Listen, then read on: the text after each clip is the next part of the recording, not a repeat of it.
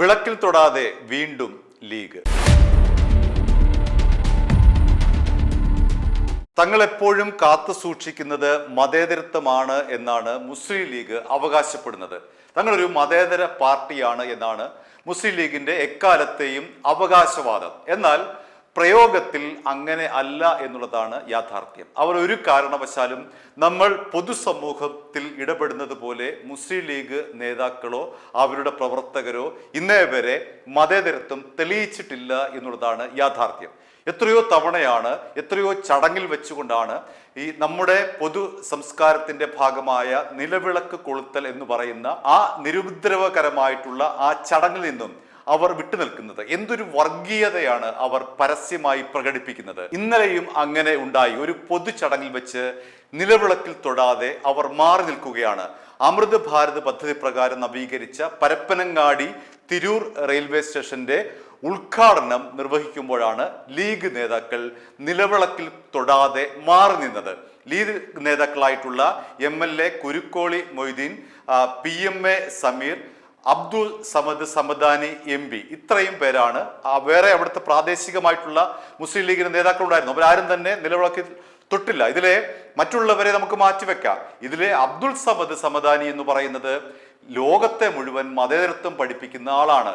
അയാളുടെ പ്രസംഗം കേട്ടാൽ ഇയാളാണ് ലോകത്തിലെ മതേതരത്വം കണ്ടുപിടിച്ചതെന്ന് തോന്നിപ്പോവും. അത്തരത്തിലാണ് ഇയാൾ നമ്മളെ മതേതരത്വം പഠിപ്പിക്കുന്നത്. പക്ഷേ ഒരു നിലവിളക്കിൽ തൊട്ടാൽ പൊള്ളുന്നതാണ് മതേതരത്വം എന്ന് അദ്ദേഹം തെളിയിച്ചിരിക്കുകയാണ്. അയാൾക്ക് മതേതരത്വം എന്ന് പറയുന്നത് ഈ പറയുന്ന നാക്കിട്ടടിക്കുന്നതല്ലാതെ പ്രായോഗികമായിട്ട് അബ്ദുൾ സമദ് സമദാനിക്ക് മതേതരത്വമില്ല. അദ്ദേഹം ശുദ്ധമായിട്ടുള്ള ഇസ്ലാമികവാദിയാണ്. അതിന്റെ ഭാഗമായിട്ടാണ് ഈ വിളക്കിൽ തൊടാത്തത്.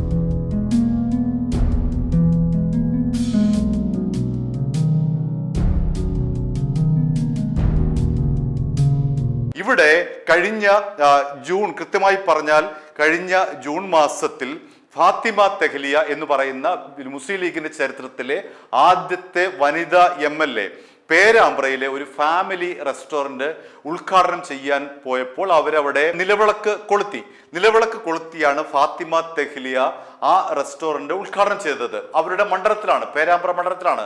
അതോടുകൂടി മുസ്ലിം ലീഗിലെ മാത്രമല്ല മുസ്ലിം മത സാമുദായിക സംഘടനകൾ മുഴുവൻ കല്ലേറുകൊണ്ട് കടന്നൽ ഇളകുന്നത് പോലെയാണ് ഫാത്തിമ തെഹ്ലിയെ വളഞ്ഞത്. സമസ്ത യോഗം ചേരുന്നു, കേരള ജമയത്തുൽ ഉലമ യോഗം ചേരുന്നു. എന്തിന് നിലവിളക്ക് കൊളുത്തി? ഇത് ഹറാമാണ്. ഇസ്ലാമിൽ ഇങ്ങനെ ഒരു ചടങ്ങില്ല. ഇങ്ങനെ നിലവിളക്ക് തൊടുന്നത് ഇസ്ലാമിന് വിരുദ്ധമാണ് എന്ന് തുടങ്ങി ഫാത്തിമ തെഹ്ലിയെ ഈ കടന്നൽ സംഘം അന്ന് ആക്രമിക്കുകയായിരുന്നു. അവർ പിന്നീട് നിലവിളക്ക് കൊളുത്തിയില്ല. മതമാണ് പ്രശ്നം എന്നാണ് ഷാജി പ്രസംഗിച്ചത്. KM ഷാജി, ഇപ്പോഴത്തെ മന്ത്രി KM ഷാജി പ്രസംഗിച്ച ആ പ്രസംഗമുള്ള അതിപ്പോഴും യൂട്യൂബിൽ കിടപ്പുണ്ട്, എടുത്ത് കേൾക്കാം. അപ്പോൾ നമ്മൾ ഈ മതേതര സമൂഹത്തിൽ ജീവിക്കുന്ന നമ്മൾ കേരളീയർക്കിടയിൽ ഇവർ മതം മാത്രമാണ് പ്രശ്നം എന്ന് പറയുകയും മതം മാത്രമാണ് തങ്ങളുടെ നിലപാട് എന്ന് പ്രായോഗികമായി വ്യക്തമാക്കുകയും ചെയ്യുകയാണ്. ഇവർക്കൊരു നിലവിളക്കിൽ തൊട്ടാൽ എന്താണ് പ്രശ്നം? നമ്മുടെ കാലങ്ങളായിട്ടുള്ള ഭാരതീയ സംസ്കാരത്തിന്റെ ഭാഗമായിട്ടുള്ളതാണ് നിലവിളക്ക് കൊളുത്തൽ. അത് എത്രയോ കാലങ്ങളായി അങ്ങനെ തുടർന്നു വരുന്നതാണ്. ഇവിടെ മറ്റാർക്കുമില്ലാത്ത പ്രശ്നം ലീഗുകാർക്ക് എന്താണ്? പ്രത്യേകിച്ചും അവർ അധികാരത്തിൽ വരുമ്പോൾ എന്തുകൊണ്ടാണ് നിലവിളക്ക് കൊളുത്തിയാൽ അവർക്ക് എന്താണ് പ്രശ്നം? അതാണ് ഇവിടെ അറിയേണ്ടത്. അനിസ്ലാമികമാണ് എന്ന് പറഞ്ഞുകൊണ്ട് ജമയത്തുൽ ഉലമ, മറ്റേ ഉലമ, സമസ്ത, കുന്തം, കുടച്ചക്രം തുടങ്ങിയിട്ടുള്ള സകല എണ്ണവും യോഗം ചേർന്ന് ഈ ആരെങ്കിലും മുസ്ലിം ലീഗിൽ നിന്ന് നിലവിളക്ക് കൊളുത്തിയാൽ അവരെ കടന്നാക്രമിക്കുന്ന രീതിയാണ് നമ്മൾ കണ്ടുവരുന്നത്. ഇത് ഇന്നും ഇന്നലെ തുടങ്ങിയതല്ല. 1993 കുഞ്ഞാലിക്കുട്ടിയാണ് ഇത് തുടക്കം കുറിച്ചതെന്ന് വേണമെങ്കിൽ പറയാം. അദ്ദേഹം ഒരു പരിപാടിയിൽ, യേശുദാസുമായി പങ്കെടുത്ത ഒരു പരിപാടിയിൽ യേശുദാസ് നിലവിളക്ക് കൊളുത്തിയിട്ട് കുഞ്ഞാലിക്കുട്ടിക്ക് കൊടുത്തപ്പോൾ കുഞ്ഞാലിക്കുട്ടി ആ നിലവിളക്ക് തൊടാൻ തയ്യാറായില്ല. അവിടെ മുതലാണ് ഇതൊരു പ്രശ്നമായി വളർന്നു വരുന്നത്. പിന്നീട് നമ്മൾ കാണുന്നത് 2015 ജൂൺ 19 അന്ന് PN പണിക്കർ അനുസ്മരണ ചടങ്ങിൽ നടൻ മമ്മൂട്ടി യേശുദാസിനെ പോലെ തന്നെ നിലവിളക്ക് കൊളുത്തിയതിനു ശേഷം അന്നത്തെ വിദ്യാഭ്യാസ മന്ത്രിയായിരുന്ന അബ്ദുൾ റബ്ബിന് ഈ നിലവിളക്ക് അങ്ങോട്ട് കൊടുത്തു. അങ്ങേര് തൊട്ടില്ല. അത് അനിസ്ലാമികമാണ് എന്ന് പറഞ്ഞ് കയ്യും കെട്ടി മാറി നിന്നു. അന്ന് യേശുദാസ് എങ്ങനെയാണോ സദസ്സിൽ വെച്ച് അപമാനിതനായത്, അതുപോലെ തന്നെ മമ്മൂട്ടിയും അപമാനിതനായി. കാരണം നിലവിളക്ക് കൊളുത്തിയിട്ട് അങ്ങോട്ട് കൊടുക്കുകയാണ്. അവർ രണ്ടുപേരുടെയും ധാരണ ഇവർ ഏറ്റുവാങ്ങുമെന്നാണ്. പക്ഷേ കുഞ്ഞാലിയെ കുട്ടിയെ പോലെ തന്നെ 2015 അബ്ദുൾ റബ്ബും ഈ നിലവിളക്കിൽ തൊടാൻ തയ്യാറായില്ല. അങ്ങനെ നിലവിളക്കുമായി ബന്ധപ്പെട്ട് കടുത്ത ഈ ഇസ്ലാമിക തീവ്രവാദം എന്ന് വേണമെങ്കിൽ പറയാം മുസ്ലിം ലീഗിൽ നിലനിൽക്കുന്നു. എന്തുകൊണ്ടാണ് മുസ്ലിം ലീഗ് നേതാക്കൾ നിലവിളക്കിൽ തൊടാത്തത്? അങ്ങനെ തൊട്ടാൽ തെറിച്ചു പോകുന്നതാണോ ഇസ്ലാം? അങ്ങനെ ഒരു നിലവിളക്കിൽ തെറിച്ചു പോകുന്ന അത്രയും ദുർബലമാണോ ഇസ്ലാമിക മതം? ഇതാണ് ഇവിടെ ഉയരുന്ന പ്രധാനപ്പെട്ട ചോദ്യം. പ്രത്യേകിച്ചും ഇവർ മതേതരത്വം പറഞ്ഞുകൊണ്ടാണല്ലോ വോട്ട് വാങ്ങുന്നത്. ഇവർ മുസ്ലിങ്ങളുടെ മാത്രം വോട്ടല്ലല്ലോ ഇവർ വാങ്ങി ജയിക്കുന്നത്. അവിടെ ഹിന്ദുക്കളും ക്രിസ്ത്യാനികളും കൂടി വോട്ട് ചെയ്തിട്ടാണ് ഇവരൊക്കെ ജയിക്കുന്നത്. അപ്പോൾ അങ്ങനെ ജയിച്ചു വരുമ്പോൾ ഇസ്ലാമിൻ്റെ മാത്രമായിട്ടുള്ള ചടങ്ങുകളെ ഞങ്ങൾ നിർവഹിക്കുകയുള്ളൂ, മറ്റുള്ള നമ്മുടെ പൊതു സംസ്കാരത്തിന്റെ ഭാഗമായിട്ടുള്ള ഒന്നും ഞങ്ങൾക്ക് സ്വീകാര്യമല്ല, അതെല്ലാം തന്നെ അനിസ്ലാമികമാണ് എന്ന് പറഞ്ഞ് തള്ളുന്നത് എന്ത് ന്യായമാണ്? അവിടെയാണ് ചോദ്യം ഉയരുന്നത്. എന്തുകൊണ്ടാണ് ഈ മുസ്ലിം ലീഗ് നേതാക്കൾ മതേതരത്വം പറയുകയും പ്രായോഗികമായി അതിനെ പരസ്യമായി തള്ളിക്കളഞ്ഞുകൊണ്ട് തങ്ങൾ തീവ്രമായിട്ടുള്ള ഇസ്ലാമിക ചട്ടക്കൂടിൽ തന്നെയാണ് നിൽക്കുന്നത് എന്ന് പ്രഖ്യാപിക്കുകയും ചെയ്യുന്നത്? അങ്ങനെ പ്രായോഗിക തലത്തിൽ ഇവർ എന്തുകൊണ്ടാണ് ഒരു നിലവിളക്കിനെ തൊട്ടാൽ എന്താണ് പ്രശ്നം? അങ്ങനെ തകർന്നു പോകുന്നതാണോ ഇസ്ലാം? അങ്ങനെ തകർന്നു പോകുന്നെങ്കിൽ തകർന്നു പോകട്ടെ എന്ന് കരുതിക്കൊണ്ട് നമ്മുടെ പൊതു സംസ്കാരത്തിന്റെ ഭാഗമായിട്ടുള്ള നിലവിളക്ക് കൊളുത്താൻ എന്തുകൊണ്ടാണ് മുസ്ലിം ലീഗ് നേതാക്കൾ തയ്യാറാകാത്തത്? അപ്പോൾ അവർ ഭയക്കുന്നത് ജനങ്ങളെയല്ല, അവർ ഭയക്കുന്നത് അവരുടെ മതത്തെയാണ്. മതത്തെ ഭയക്കുന്നവർക്ക് ജനങ്ങളെ പേടിയില്ല എന്ന് വരും. ജനങ്ങളായിട്ടുള്ള നമ്മളാണ് ഇവരെ വോട്ട് ചെയ്ത് വിജയിപ്പിക്കുന്നത്. ആ ജനങ്ങളെ ഇവർക്ക് ഭയമില്ല.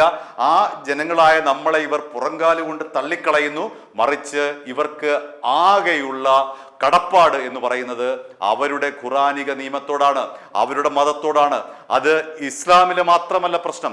ഇവിടെ ഹിന്ദുക്കൾ ആരെങ്കിലും ഇത്തരത്തിലുള്ള പൊതുചടങ്ങ് കാണിച്ചാൽ പോലും അത് തെറ്റാണ്. കാരണം അത് സംസ്കാരത്തിന്റെ ഭാഗമായി അവർ അനുഷ്ഠിക്കേണ്ട ഒരു കാര്യമാണ്. ഇനി നാളെ ക്രിസ്ത്യാനി അങ്ങനെ ചെയ്താലും അതും തെറ്റാണ്.